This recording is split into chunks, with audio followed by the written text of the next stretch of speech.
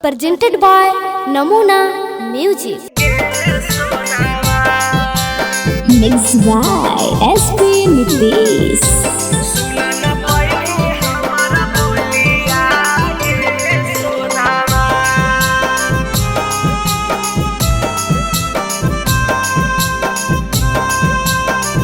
नमूना recording studio Rajgir.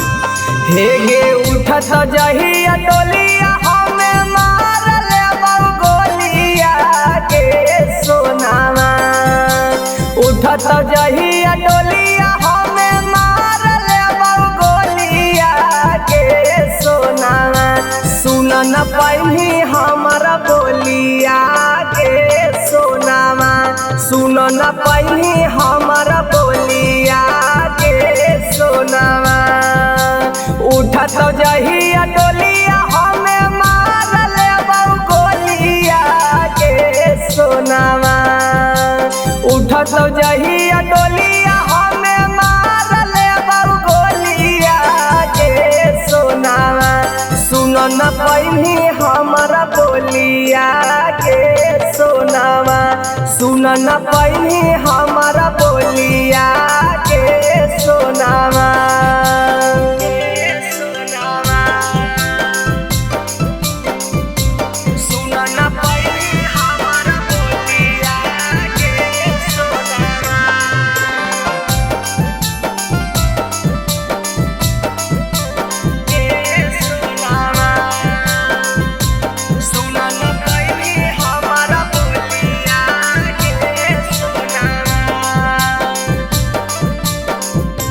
हेगे कवन कसुरावा के देखनी मौका के।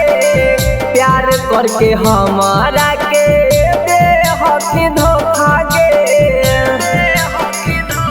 हेगे कवन कसुरावा के देखनी मौका के। प्यार करके हमारा से बेहकी धोखा के। देखा तो तमाशा सब है मौत के हमारा टोलिया के सोनामा। देखा तो तमाशा सब है मौत के हमारा टोलिया के सोनामा।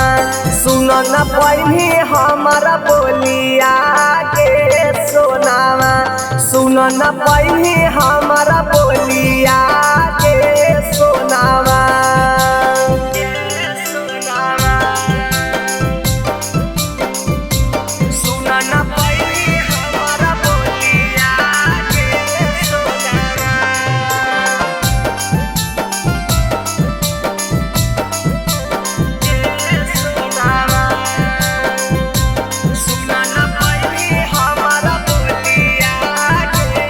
नमूना रिकॉर्डिंग स्टूडियो राजगीर।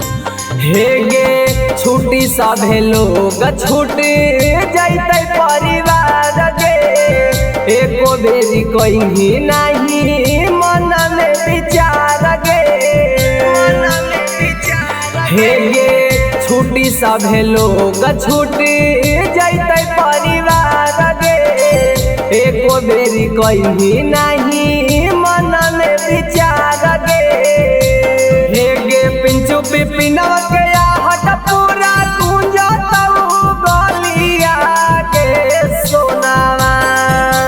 रविया नीतीश के आहट गूंजत पूरा गलिया के सोनामा।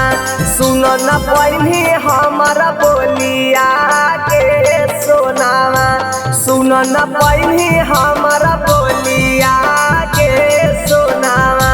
सुन न पाई हमारा बोलिया के सोनामा।